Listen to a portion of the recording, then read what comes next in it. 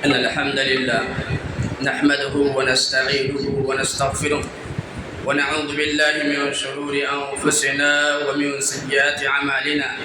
من يهده الله فلا مضل له ومن يضلل فلا هادي له، وأشهد أن لا إله إلا الله وحده لا شريك له، وأشهد أن محمدا عبده ورسوله. يا أيها الذين آمنوا اتقوا الله حق تقاته ولا تموتن إلا وأنتم مسلمون. يا أيها الناس اتقوا ربكم الذي خلقكم من نفس واحدة وخلق منها زوجها وبث منهما رجالا كثيرا ونساء، واتقوا الله الذي تساءلون به والأرحام إن الله كان عليكم رقيبا. يا أيها الذين آمنوا اتقوا الله وقولوا قولا سديدا يصلح لكم أعمالكم ويغفر لكم ذنوبكم، ومن يطع الله ورسوله فقد فاز فوزا عظيما. أما بعد فإن خير الحديث كتاب الله، وخير الهدي هدي محمد صلى الله عليه وسلم، وشر الأمور محدثاتها، وكل محدثة بدعة، وكل بدعة ضلالة، وكل ضلالة في النار. قال الله سبحانه وتعالى في كلامه المجيد: واصبر نفسك مع الذين يدعون ربهم بالغداة والعشي يريدون وجهه. وقال النبي عليه الصلاة والسلام: صوم شهر الصبر وثلاثة أيام من كل شهر صوم الدهر. حضرات گرامی اور پردہ نشین خواتین اسلام و حاضرین جمعہ، اللہ سبحانہ و تعالیٰ کا بے پایا فضل و احسان ہے کہ جس کی توفیق و اعانت سے ہم اور آپ اس مقدس گھر میں حاضر اور اکٹھا ہوئے ہیں۔ بعد درود و سلام ہو ان تمام انبیاء علیہ السلام پر، بالخصوص ہمارے آخری نبی جناب محمد عربی صلی اللہ علیہ وسلم پر، جنہوں نے اللہ رب العالمین کا پیغام کما حقہ امت تک پہنچا دیا۔ میرے اسلامی بھائیو، آج کے اس خطبہ جمعہ کے اندر جس ٹاپک کو عنوان پر کچھ باتیں آپ حضرات کے سامنے رکھنے کی کوشش کی جائے گی، وہ ہے صبر کا مفہوم اور اس کی اہمیت و افادیت۔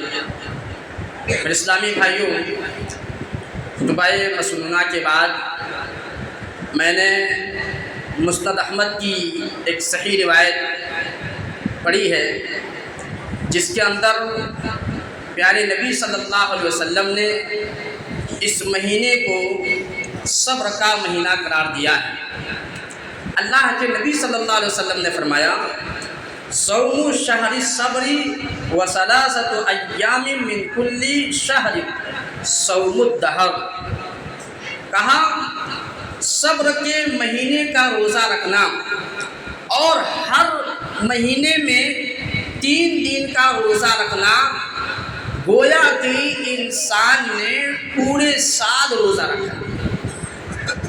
آپ اس حدیث پر ذرا غور کریں تو آپ کو اندازہ ہوگا کہ اللہ کے نبی صلی اللہ علیہ وسلم نے اس رمضان المبارک کے مہینے کو صبر کا مہینہ قرار دیا ہے، کیونکہ اس مہینے میں انسان بھوک و پیاس پر صبر کرتا ہے، برائی نہ کرنے پر صبر کرتا ہے، جھوٹ سے بچنے پر صبر کرتا ہے، دغا بازی اور فراڈ پر صبر کرتا ہے، اور یہی صبر دلانے کے لیے، صبر کی ٹریننگ کے لیے یہ مہینہ ہم اور آپ پر سایہ فگن ہوا ہے، تاکہ انسان اپنے اندر صبر کرنے کی صلاحیت اور صبر کرنے کی قوت اپنے اندر پیدا کر لے، کیونکہ صبر یہ بہت بڑی دولت ہے۔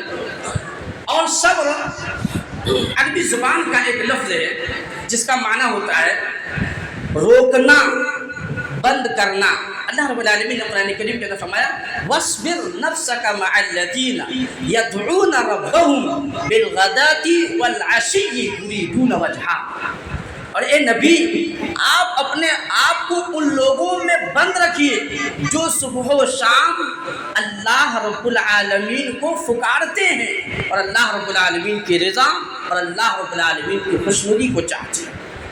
اہل علم نے صبر کی تعریف یوں کی ہے کہ حبس النفس عن الجزع والتسخط وحبس اللسان عن الشکوى وحبس الجوارح عن التشویش، یعنی اپنے آپ کو گھبراہٹ اور ناگواری سے روکنا، زبان پر حرف شکایت نہ لانا اور باقی اعضائے جسم کو الجھن اور پریشانی میں مبتلا ہونے سے بچانا۔ گویا کہ صبر سے مراد برداشت کرنا، زبان پر حرف شکایت نہ لانا اور گھبراہٹ اور بے چینی اور مایوسی کا اظہار نہ کرنا۔ صبر یہ بہت بڑی دولت ہے، اور صبر کی اہمیت اگر آپ اندازہ لگانا چاہتے ہیں تو آپ اس بات سے اندازہ لگا سکتے ہیں کہ پیارے نبی صلی اللہ علیہ وسلم پر جب مکہ والوں نے ظلم کے پہاڑ توڑنے لگے، جسمانی تکلیف کے ذریعے بھی اور روحانی تکلیف کے ذریعے دونوں طرح سے نبی صلی اللہ علیہ وسلم پر تکلیف پہنچایا کرتے تھے، نبی صلی اللہ علیہ وسلم کو مصیبت میں ڈال رہے تھے، ایسے موقع پر اللہ تبارک و تعالی نے نبی علیہ السلام کو تسلی دیتے ہوئے کہا وَلَقَدْ كُذِّبَتْ رُسُلٌ مِّن قَبْلِكَ فَصَبَرُوا عَلَىٰ مَا كُذِّبُوا وَأُوذُوا، کہا کہ اے نبی آپ کو یہ مکہ والوں نے آپ کی رسالت کو، آپ کی نبوت کو جھٹلا دیا، تو آپ سے پہلے بھی بہت سے ایسے انبیاء کرام رسل گزرے جن لوگوں کی رسالت کو جھٹلا دیا گیا تھا، جن کی نبوت کو جھٹلا دیا گیا تھا۔ فَصَبَرُوا، تو ان لوگوں کی رسالت اور نبوت کو جھٹلا دینے کے باوجود ان انبیاء کرام نے، ان رسولوں نے صبر کیا، نتیجہ کیا نکلا؟ اللہ تبارک و تعالیٰ کے اس رسالت کے جھٹلا دینے پر اور ایذا یعنی جسمانی تکلیف، آپ دیکھیے اللہ تبارک و تعالیٰ نے اس قرآن کریم میں کیا ترتیب ذکر کیا ہے، کہا کذبوا وأوذوا، پہلے کذبوا کا ذکر کیا ہے، یعنی نبی صلی اللہ علیہ وسلم کو روحانی تکلیف دی گئی۔ ایک انسان سچا ہو اور اس کو جھٹلا دیا جائے، ذہنی تکلیف ہوتی ہے۔ آپ نے کسی پر الزام نہیں لگایا، آپ نے جھوٹ نہیں بولا، پھر بھی آپ پر لوگ جھوٹ کا الزام لگا دیں، آپ کو روحانی تکلیف ہوگی، آپ کو روحانی تکلیف ہوگی۔ نبی صلی اللہ علیہ وسلم جو توحید کی دعوت دے رہے تھے، جو پیغام اپنے قوم کے سامنے رکھ رہے تھے، وہ ایک سچا پیغام تھا، وہ اللہ رب العالمین کے پیغامات تھے، وہ اللہ رب العالمین کے احکامات تھے جو نبی صلی اللہ علیہ وسلم قوم کے سامنے رکھ رہے تھے، لیکن قوموں نے اس توحید کو، نبی صلی اللہ علیہ وسلم کے ان احکامات کو جھٹلا دیا، تو نبی صلی اللہ علیہ وسلم کو روحانی تکلیف دی گئی، نبی صلی اللہ علیہ وسلم کو روحانی تکلیف پہنچائی گئی۔ وَأُوذُوا، اور جسمانی تکلیف، وضو کا تعلق جسم سے ہے، نبی صلی اللہ علیہ وسلم کو مارا بھی گیا، پیٹا بھی گیا، سر پہ اوجھڑی بھی ڈالے گئے، نبی صلی اللہ علیہ وسلم کے پیر پر لہو لہان بھی کیا گیا۔ ایسے موقع پر تمام انبیاء کرام نے اور خصوصاً نبی علیہ السلام نے صبر کیا۔ آگے اللہ رب العالمین نے فرمایا کہ اس صبر کا نتیجہ کیا ہے؟ حَتَّى أَتَاهُمْ نَصْرُنَا، یہاں تک کہ ہماری مدد ان پہ آئی۔ یعنی اگر آپ صبر کر رہے ہیں، صبر کا مظاہرہ کر رہے ہیں، تو صبر کا پھل ہم اور آپ کو کیا ملے گا؟ اللہ کی مدد آئے گی، اور یہ اللہ رب العالمین کا وعدہ ہے، یہ اللہ رب العالمین کا وعدہ ہے کہ ہماری مدد صبر کرنے والوں پہ آتی ہے۔ اور آگے اللہ رب العالمین نے فرمایا وَلَا مُبَدِّلَ لِكَلِمَاتِ اللَّهِ، اور ہماری باتیں بدلتے نہیں ہیں، ہم نے جو وعدہ کر دیا ہے، اللہ رب العالمین صبر کرنے والوں پر مدد کرے گا تو مدد ہوگی، اس میں کوئی دو رائے نہیں۔ گویا کہ اس جملے کے ذریعے اللہ تبارک و تعالیٰ نے ڈاؤٹ کلیئر کر دیا کہ کوئی یہ سوچ سکتا تھا کہ صبر کر لے تو ہو سکتا مدد آ جائے، اللہ نے کہا ہو سکتا نہیں، مدد آئے گی، یہ اللہ بدلتا نہیں ہے، اللہ رب العالمین کی باتیں اٹل ہیں، وہ باتیں بدلا ہوا نہیں کرتی ہیں۔ اور کہا وَلَقَدْ جَاءَكَ مِن نَبَإِ الْمُرْسَلِينَ، اس آیت کریمہ نبی صلی اللہ علیہ وسلم کو حوصلہ افزائی اور تسلی دی گئی ہے، اور انبیاء کرام کے تاریخ کو بیان کیا گیا، سیرت کو بیان کیا گیا کہ وَلَقَدْ جَاءَكَ مِن نَبَإِ الْمُرْسَلِينَ، آپ کے پاس رسولوں کی خبریں آئی ہیں جنہوں نے صبر کیا اور صبر کا نتیجہ انہیں مل گیا۔ ایوب علیہ السلام کو کون نہیں جانتا ہے، صبر ایوب کے نام سے باقاعدہ مشہور ہے، ضرب المثل بن گیا ہے کہ صبر ایوبی جیسا آپ کو بننا چاہیے۔ کیا ہوا تھا؟ اللہ تبارک و تعالیٰ نے حضرت ایوب علیہ السلام کو بیماری کے ذریعے آزمائش میں ڈالا، اور اس بیماری کی وجہ سے حضرت ایوب علیہ السلام کے پاس جتنے بیویاں اور بچے تھے سب لوگوں نے ساتھ چھوڑ دیا سوائے ایک بیوی تھی۔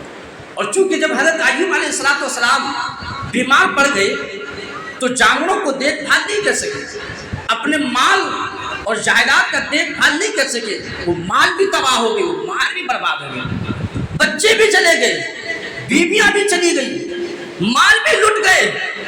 لیکن حضرت ایوب علیہ السلام کے اس صبر پر قربان جائے کہ انہوں نے زبان پہ حرف شکایت نہیں لائی، بس اللہ تبارک و تعالیٰ سے صرف یہی کر رہے ہیں وَأَيُّوبَ إِذْ نَادَى رَبَّهُ أَنِّي مَسَّنِيَ الضُّرُّ وَأَنْتَ أَرْحَمُ الرَّاحِمِينَ۔ اتنی بڑی آزمائش، اتنی بڑی مصیبت، اور چھوٹے لفظ میں کریں کہ اللہ مجھے بیماری نے چھو لیا ہے اور تو رحم کرنے والوں میں سب سے بڑا ہے۔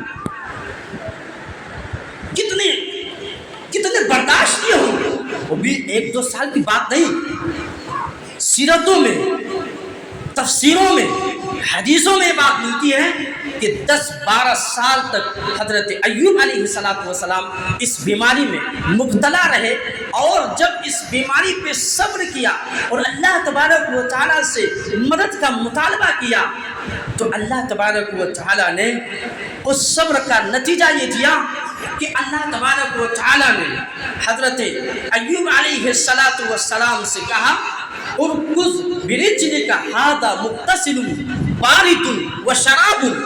اے حضرت ایوب علیہ السلام، آپ اپنے پیر کو زمین پہ ماریے، اس زمین سے ایک چشمہ پھوٹے گا، اور اس چشمے سے آپ اس کا پانی پیجئے اور اس سے غسل کیجئے۔ حضرت ایوب علیہ السلام نے ایسا ہی کیا، اپنے پیر کو زمین پہ مارتے ایک چشمہ نکلتا ہے، حضرت ایوب علیہ السلام اس کا پانی پیتے ہیں اور اس سے غسل کرتے ہیں، حضرت ایوب علیہ السلام صحت مند ہو جاتے، تندرست ہو جاتے ہیں، اور حضرت ایوب علیہ السلام مکمل طور پر بیماری سے شفایاب ہو جاتے ہیں۔ ایک مرتبہ حضرت ایوب علیہ السلام غسل کر رہے تھے، صبر کا نتیجہ دیکھیے، صبر کا ثمرہ دیکھیے، صبر کا پھل دیکھیے۔ بخاری کی روایت میں ہے اللہ کے نبی علیہ السلام نے فرمایا بین ایوب یغتسل عریانا فخر علیہ جراد من ذهب، کہ حضرت ایوب علیہ السلام ایک مرتبہ ننگے بدن غسل کر رہے تھے، اچانک آسمان سے سونے کی ٹٹیوں کی بارش ہونے لگی۔ حضرت ایوب علیہ السلام اس سونے کی ٹٹیوں کو اپنے کپڑوں میں سمیٹنے لگے۔ اللہ تبارک و تعالیٰ نے حضرت ایوب علیہ السلام سے مخاطب کر فرمایا فناداہ ربہ یا ایوب الم اکن اغنیتک اما ترا، کہا کہ اے ایوب جس چیز کو تم سمیٹ رہے ہو کیا میں نے تمہیں اس چیز سے بے نیاز نہیں کیا؟ کیا میں نے تمہیں اس سے بے نیاز نہیں کیا؟ حضرت ایوب علیہ السلام نے کہا بلا وعزتک، کہا یقیناً اے اللہ تو نے مجھے بے نیاز کیا۔ کیوں؟ اس لیے کہ جتنے میرے بیویاں جا چکے تھے، بیٹے جا چکے تھے، مال تباہ ہو چکے تھے، وہ ساری چیزیں لوٹا دیے اور اس سے مزید اللہ تبارک و تعالیٰ نے عطا فرمایا تھا۔ حقیقت میں بہت بڑی ہے، لیکن اے اللہ کیا تیری رحمت سے بھی کوئی شیر ہو سکتا ہے؟ کیا تمہارے رحمت سے بھی کوئی آسودہ ہو سکتا ہے؟ تمہارے رحمت کے تو ہمیشہ محتاج رہتی ہے۔ میرے اسلامی بھائیوں، آپ حضرت یوسف علیہ السلام کا واقعہ دیکھ لیجیے. حضرت یوسف علیہ السلام کو بچپن سے ہی اللہ تبارک و تعالیٰ نے آزمائش میں ڈالا. جب چھوٹے تھے بچپن کے مرحلے سے گزر رہے تھے، ان کے بھائیوں نے حضرت ایوب علیہ السلام، حضرت یوسف علیہ السلام کنویں میں پھینک دیا تھا. صبر کیا، زبان پر بھی شکایت نہیں لائی.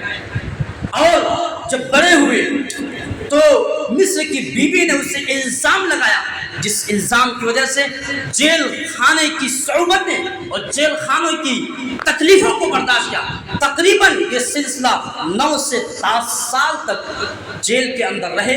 اللہ تبارک و تعالیٰ نے اس صبر کا نتیجہ یہ دیا کہ اللہ تبارک و تعالیٰ نے اسے مصر کا بادشاہ بنا دیا.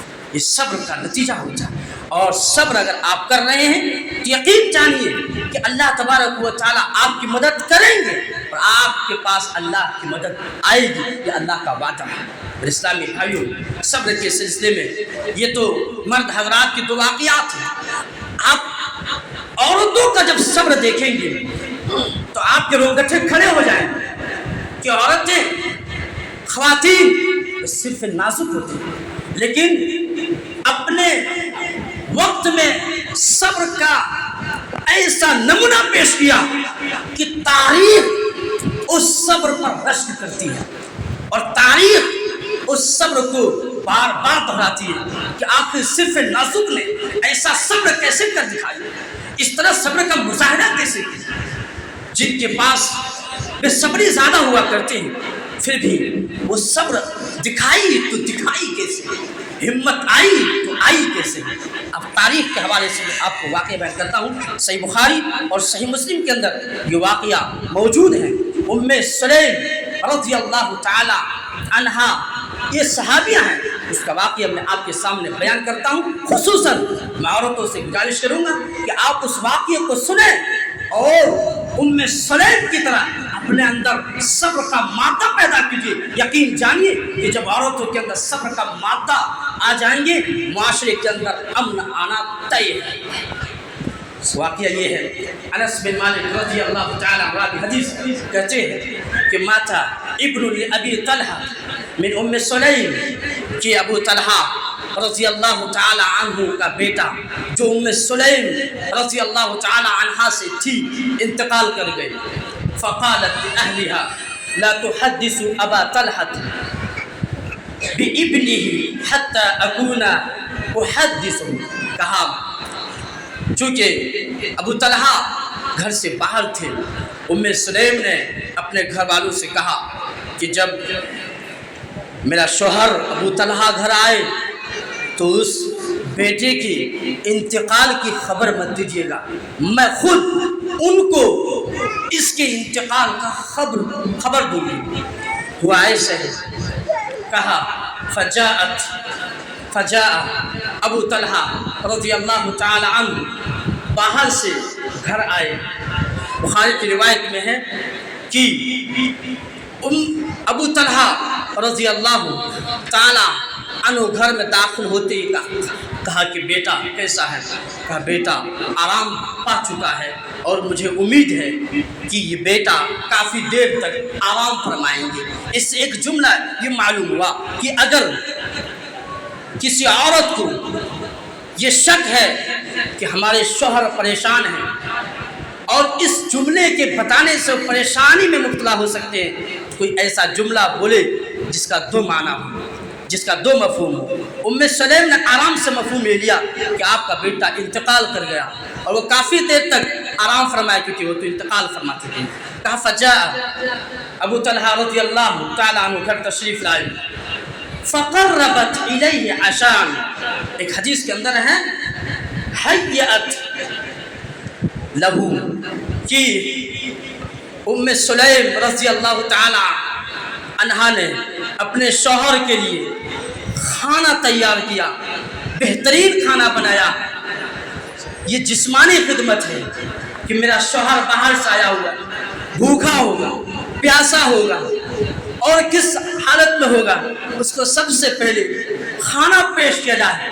صبر تو دیکھیے، ادھر بچہ انتقال ہے، ادھر بچہ مرا پڑا ہے اور اس ام سلیم گواہ، ام سلیم کی کیفیت دیکھیے کہ وہ اپنے شوہر کی خدمت کو بھول نہیں رہی ہے، اپنے شوہر کی خدمت کے لیے، جسمانی خدمت کے لیے، جسمانی آرام کے لیے بہترین کھانا اور لذیذ کھانا تیار کر رہے ہیں، اور شوہر آتے ہی اس کھانے کو اپنے شوہر کے سامنے پیش کرتے ہیں۔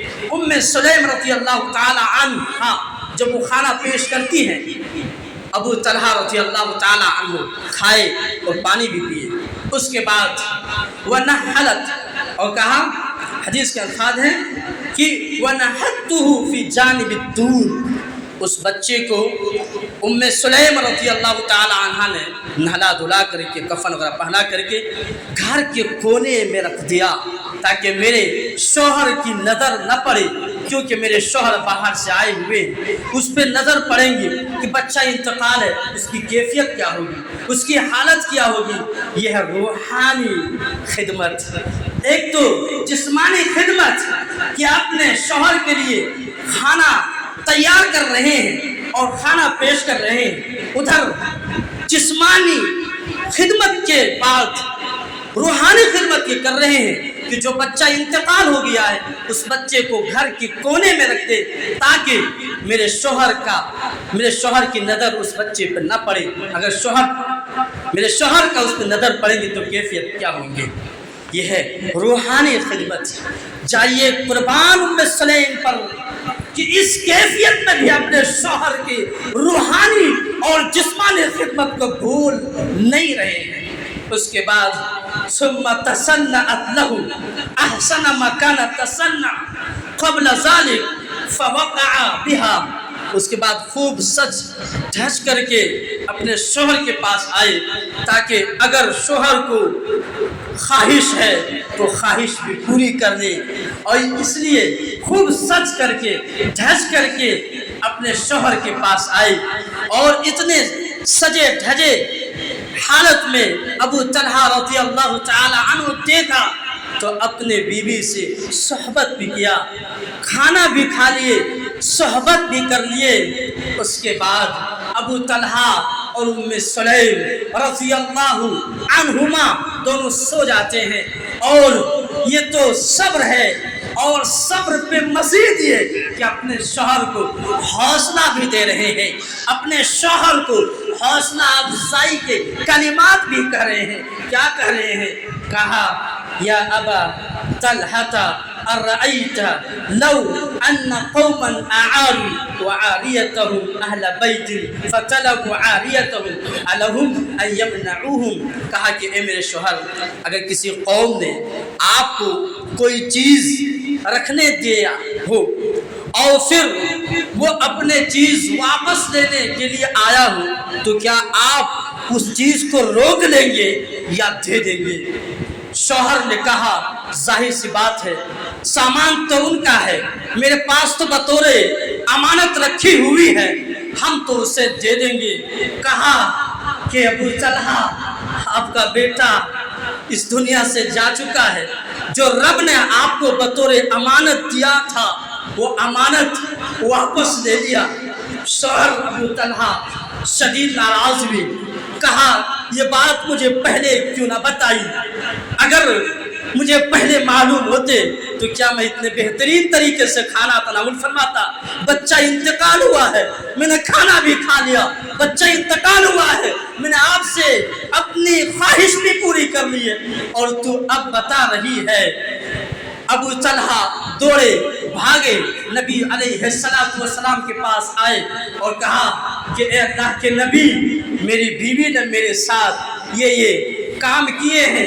اللہ کے نبی علیہ السلام نے اس عورت کی تعریف کی اور کہا ام سلیم پر قربان ہو، ام سلیم کے صبر پہ قربان چاہیے، جنہوں نے صبر کا یہ مظاہرہ کیا، صبر کا یہ نمونہ پیش کیا۔ اور اللہ کے نبی علیہ السلام نے دعا دیتے ہوئے کہا اللہ کے نبی علیہ السلام نے بارک اللہ لک فی عابری لیلتکما، کہ اے ابو طلحہ، تمہاری اس رات میں جو صحبت کیے ہو اس رات کو بابرکت والا رات بنا دے، اس رات میں تم دونوں کے لیے برکت عطا فرمائے۔ یہ ام سلیم رضی اللہ تعالی عنہ اور ابو طلحہ رضی اللہ عنہما دونوں کے لیے دعا دیتے ہیں اللہ کے نبی علیہ السلام۔ اور صبر کا ثمرہ دیکھیے، صبر کا نتیجہ دیکھیے۔ ایک مرتبہ یہ صحیح مسلم کا ٹکڑا ہے کہ اللہ کے نبی علیہ السلام سفر میں تھے، اس سفر میں ام سلیم بھی تھے، ابو طلحہ بھی تھے۔ اللہ کے نبی علیہ السلام کے ساتھ دونوں یہ شخصیتیں موجود تھے۔ نبی علیہ السلام مدینہ پہنچنے کے قریب پہنچے ہی تھے کہ ام سلیم کا درد ذہ شروع ہو گیا۔ اب ابو طلحہ پریشان ہو گئے، محبت بھی بڑے ہی شدید کیا کرتے تھے، محبت کس طرح کرتے تھے ابھی میں واقعہ بیان کروں گا۔ اللہ کے نبی علیہ السلام کے اس سفر میں مدینہ پہنچنے والے ہیں کہ ام سلیم کو درد ذہ شروع ہو گیا۔ ابو طلحہ پریشان ہو گئے، کہا ام سلیم آپ کا تو درد ذہ شروع ہو گیا۔ ام سلیم کہتی ہے کہ اللہ نے اس صبر کا نتیجہ مجھے یہ دے رہا ہے کہ درد ذہ ادھر شروع ہے لیکن مجھے احساس بھی نہیں ہو رہا ہے، جبکہ اس سے پہلے جتنے بھی اولاد ہوئے ہیں میں بڑی تڑپتی تھی، بڑی پریشان رہتی تھی، بڑی بے چین رہتی تھی، کیونکہ یہ درد ذہ ولادت کی تکلیف بڑی کٹھن ہوا کرتی ہے، موت و حیات والی تکلیف ہوا کرتے ہیں۔ لیکن ام سلیم کے اس صبر کا نتیجہ یہ ہوا کہ ام سلیم کہتی ہے کہ اس بچے کے انتقال سے پہلے جتنے بھی درد ذہ شروع ہوئے تھے میں بڑی بے چین رہتی تھی، لیکن اس بچے کی صبر کی وجہ سے میرے رب نے میری مدد اس طرح کی، ادھر درد ذہ شروع ہے ادھر مجھے احساس بھی نہیں ہو رہا ہے۔ اس لیے ابو طلحہ چلیے رکیے مت، مدینہ چلیے دونوں، اور یہ نبی صلی اللہ علیہ وسلم کے ساتھ مدینہ جاتے ہیں۔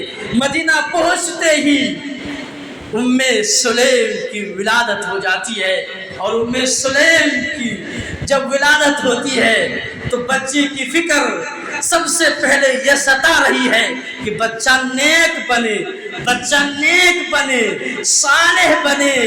اس لیے اپنے بیٹے انس سے کہا جو دوسرے شوہر سے تھا، کہا انس اس بچے کو سب سے پہلے نبی کے پاس لے کر کے جاؤ، اس نبی کے پاس لے کر جاؤ، نبی تحقیق کریں گے تو اس بچے ہمارے لیے کارگر ثابت ہوں گے۔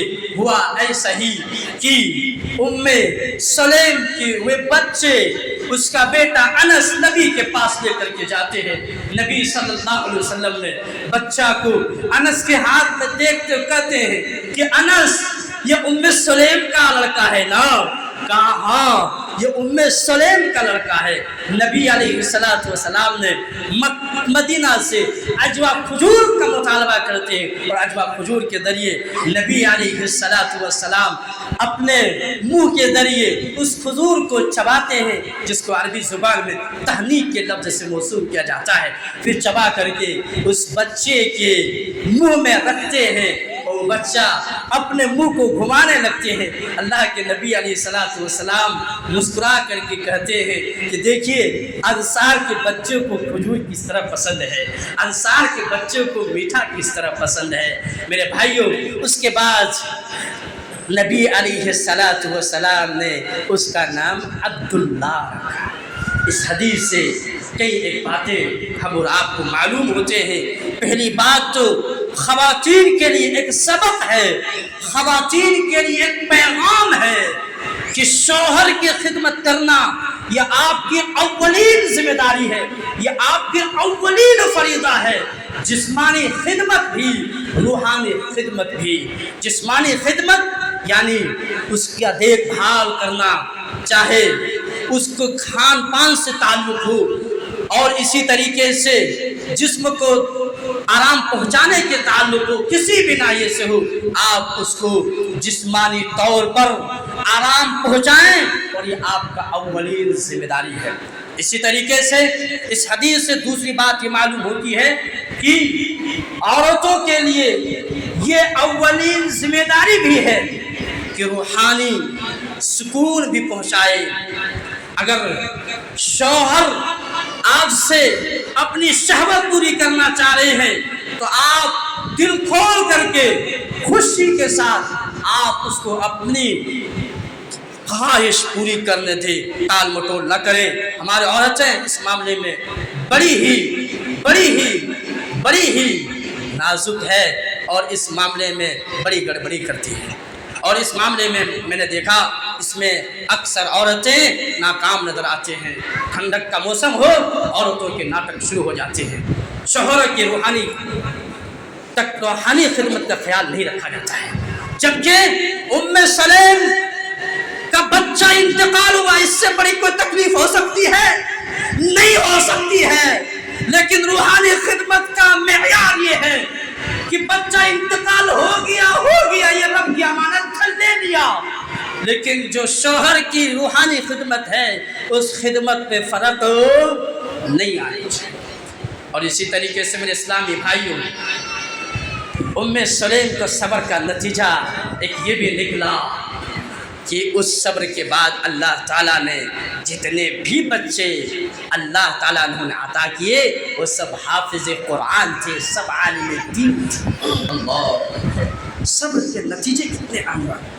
اور اس حدیث سے ایک اہم اور باریک نکتہ یہ بھی معلوم ہوتا ہے کہ بچوں کا نام اچھا رکھنا چاہیے، فیشن والا نام نہیں، ماڈرن زمانے کا نام نہیں، عجیب آج نام رکھا جاتا منتشا اذا ظلم۔ ارے بھائی حیرانی کی بات یہ ہے کہ ایک مرتبہ میں تمل ناڈو کے اندر امامت کرتا تھا، وہاں ایک آدمی آیا، بڑے متقی پرہیزگار داڑھی والے تھے، اچھا تھا۔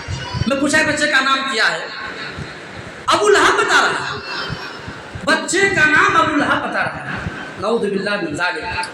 اس لیے اگر آپ کو علم نہیں ہے کہ بچوں کا نام کون سا اچھا ہے، کون سا بہتر ہے، کیا نام رکھا جا سکتا ہے، آپ اہل علم سے رابطہ کریں، آپ اہل علم سے رابطہ کریں، کیونکہ نام کا اثر بہت زبردست ہوا کرتے ہیں، اس لیے نام اچھا رکھیں۔ اسی طریقے سے میرے اسلامی بھائیوں، ام سلیم رضی اللہ تعالی عنہا اسلام سے کس قدر محبت کرتے تھے، میں اس کا ایک نمونہ پیش کرتا ہوں۔ کس قدر اسلام سے محبت، اللہ اکبر، آپ قربان جائیں گے کہ کوئی اس حد تک اسلام سے محبت کر سکتے ہیں۔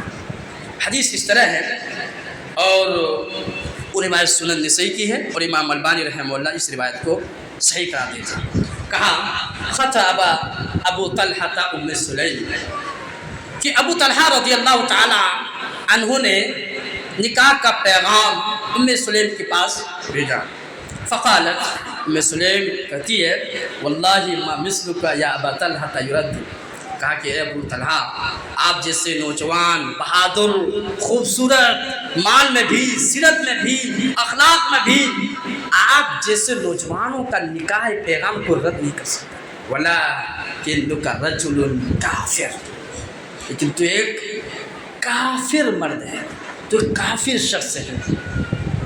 وَأَنَا امْرَأَةٌ مُسْلِمَةٌ، اور میں ایک مسلمان لڑکی ہوں، میں ایک مسلمان عورت ہوں، میں تم سے شادی نہیں کر سکتا، میں تم سے نکاح نہیں کر سکتا۔ اللہ اکبر! آج ہمارے یہاں کالجوں میں پڑھ کر کے تھوڑے غیر مسلموں سے محبت ہو جاتے ہیں، کہتا بھائی ہم کو اس سے محبت ہے، ہم اسی سے شادی کریں گے، چاہے اس کو ایمان بیچنا کیوں نہ پڑ جائے۔ یہاں ام سلیم کے پاس اس نوجوان کا پیغام آ رہا ہے جو خوبصورت بھی ہے، خوبصورت بھی ہے، مال بھی ہے، بہادر بھی ہے، ساری صلاحیتیں، ساری طاقتیں رب ذوالجلال نے ابو طلحہ کے اندر عطا کر دیے ہیں، اور محبت بھی اس لیول پہ کہ نکاح کا پیغام بھی خود بھیج رہے ہیں، اور کہہ رہے ہیں کہ اے ام سلیم میں تم سے بے حد محبت کرتا ہوں، بے حد پیار کرتا ہوں۔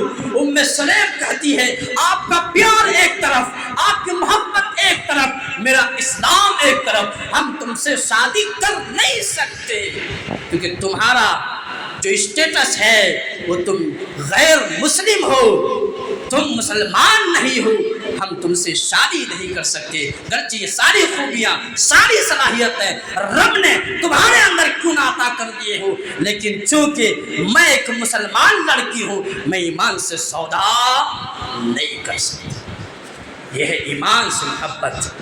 کہا اتنی محبت ہے، اتنا پیار کرتے ہیں تو ایک شرط ہے، وہ شرط قبول کر لیجیے، میں آپ کی بیوی۔ کہا شرط کیا؟ کہا شرط یہ ہے تسلیم، اسلام لیا، اسلام قبول کر لیجیے، میں آپ کی بیوی بننے کے لیے تیار۔ یہ جملہ خواتین اور ہمارے عورتوں کے لیے تماچا ہے کہ اگر محبت آپ سے کوئی غیر مسلم کر رہے ہو، اتنی ہی محبت آپ سے ہے تو آپ اسے کہیں کہ ہمارے مذہب پہ آ جائیں، اسلام قبول کر لیں، تب جانتے ہیں آپ محبت کر رہے ہیں۔ بہرحال کہا کہ فذالک مہر، اور یہ اسلام ہی میرا مہر ہوگا، اسلام ہی کیا ہوگا؟ میرا مہر ہوگا۔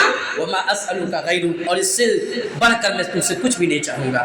فاسلم فکان مہرہا، ابو طلحہ اسلام قبول کر لیتے ہیں اور ان دونوں کی شادی ہو جاتی ہے، اور ام سلیم کا مہر یہی اسلام تھا۔ کتنی بڑی قربانی دیے، کتنے بڑے پیغام دیے عورتوں کے لیے۔ اس لیے اسلامی بھائیوں، ہم اور آپ صبر کریں، صبر کا پھل اللہ تعالیٰ بہت بہترین عطا کرتا ہے۔ اسی طریقے سے اسلامی بھائی، صبر کی 3 قسمیں ہیں۔ میری بات لمبی ہو رہی ہے، اور 2-3 منٹ صبر کر لیجئے، انشاءاللہ صبر کا ٹاپک بھی چل رہا ہے، اور صبر بھی کر لیجئے۔ اور ویسے بھی آج مارکیٹ وغیرہ سب بند ہے، کیونکہ آج ہندوؤں کا ایک عجیب و غریب تہوار ہے، اس لیے آپ میری تھوڑی بات سن لیں۔ صبر کی 3 قسمیں، صبر کی 3 قسمیں۔ ایک کیا ہے؟ الصبر علی الطاعہ، اللہ کی اطاعت و فرما برداری پر صبر کرنا۔ اللہ تبارک و تعالیٰ نے جو روزہ ہم اور آپ کو دیا ہے، کتنی ساری تکلیفیں جھیلتے ہیں، بھوک سے، پیاس سے، جھوٹ سے، تمام برائیوں سے ہم اپنے آپ کو بچا کر کے صبر کر رہے ہیں۔ کس لیے؟ کہ اللہ تعالیٰ نے یہ حکم دیا ہے کہ ہمیں اس مہینے میں بھوکا و پیاسا رہنا ہے اور تمام برائیوں سے اپنے آپ کو بچانا ہے۔ اس سے میں خواتین کو پیغام دینا چاہوں گا کہ جب آپ مسجد میں آئیں تو آپ کوشش کریں کہ اللہ تعالیٰ نے صحت و تندرست دی ہے تو آپ کھڑے ہو کر کے قیام اللیل کریں، کھڑے ہو کر کے تراویح کی نماز پڑھیں۔ کیوں؟ اس لیے کہ اللہ رب العالمین کی اطاعت پر صبر کرنا یہ بہت بڑا صبر کا ایک قسم ہے۔ اور اسی طریقے سے میں خواتین سے گزارش بھی کروں گا کہ اس مسجد کا ادب و احترام کا ملحوظ خاطر رکھنا، اس لیے کہ رب کا حکم ہے کہ رب کے گھر میں شور نہیں کیے جاتے ہیں، رب کے گھر کی بے ادبی نہیں کیے جاتے ہیں۔ اس لیے اگر آپ خاموشی کے ساتھ صبر کر لیتے ہیں تو اس صبر کا نتیجہ اللہ تعالیٰ بہت بہتر عطا کرے گا۔ کیونکہ میں نے اکثر مشاہدہ کیا ہے کہ جیسے ہی تراویح کی نماز میں عورت داخل ہوتی ہے، شور ہنگامہ شروع، یہ اللہ کے گھر کی بے ادبی ہے، اللہ کے گھر کے بے حرمتی ہے۔ اور یہ آپ ذہن کے اندر رکھیں کہ یہ جو حرکتیں ہو رہی ہیں یہ بہت بڑا گناہ ہے۔ اس لیے آپ اللہ کے گھر میں آئیں تو خاموشی اور شانتی کا ماحول بنائیں اور خاموشی سے اللہ کی عبادت کریں، اور اس عبادت پر آپ اللہ رب العالمین کے لیے صبر کریں۔ اسی طریقے سے دوسرا کیا ہے؟ الصبر علی المعصیہ، معصیت پر صبر کرنا۔ گناہ کے مواقع موجود ہو، آج موبائل ہے، ہر ایک کے پاس گناہ کے مواقع موجود ہیں، تنہائی بھی ہوتی ہے، لیکن انسان اس لیے گناہ سے بچ جا رہا ہے کہ اللہ تبارک و تعالیٰ کا یہ حکم ہے کہ گناہوں سے اپنے آپ کو بچاؤ، تو گناہوں سے بچنے کا حکم ہے، اس لیے ہم گناہ سے بچ رہے ہیں، تو یہ بھی صبر ہے۔ الصبر علی المعصیہ، اور ایک الصبر علی المصیبہ، مصیبت پر صبر کرنا۔ بہت سارے ایسے ہوں گے جو بیمار ہوں گے، روزہ نہیں رکھ رہے ہوں گے، بہت سے ایسے ہوں گے جو سالوں سال بیماری سے الجھ رہے ہیں، تو ایسے لوگوں کو خوش ہو جانا چاہیے کہ بیماری پر صبر کرنا یہ بھی اللہ رب العالمین کی طرف سے بہت بڑی مدد آئیں گی اگر آپ اس پر صبر کر لیتے ہیں۔ اسی طریقے سے صبر کی 3 शर्तें हैं, सब्र की शर्तें भी हम आपको पूरा करना बहुत ज़रूरी है। सब्र की शर्त क्या है? अल्लाह की रज़ा के लिए सब्र करें। अगर आप सब्र कर रहे हैं तो ये नियत रखें कि रब खुश होंगे, अल्लाह की रज़ा के लिए सब्र करना, और हर किस्म की आजमाइश पर अपनी ज़ुबान पर कोई हर्फ शिकायत न लाना, और किसी के सामने अल्लाह रब्बुल आलमीन का शिकवा न करना, ये भी सब्र की दूसरी शर्त है। और सब्र की तीसरी शर्त ये है कि इब्तिदाई आजमाइश से ही सब्र करना चाहिए। अल्लाह ताला से दुआ है कि अल्लाह ताला हम तमाम मुसलमानों को सब्र करने की तौफीक अता फरमाए, आमीन। अल्लाह ताला हम तमाम मुसलमानों को इस मुबारक महीने में कसरत के साथ नेक अमाल अंजाम देने की तौफीक अता फरमाए, आमीन। लाल आलमीन हम तमाम मुसलमानों को जब तक दुनिया के रखे, दिन इस्लाम पर रखे, और जब खात्मा हो खात्मा बिल खैर हो। अक़ूलु लकुम मा तस्मऊन फस्तग़फिरुल्लाह ली व लकुम।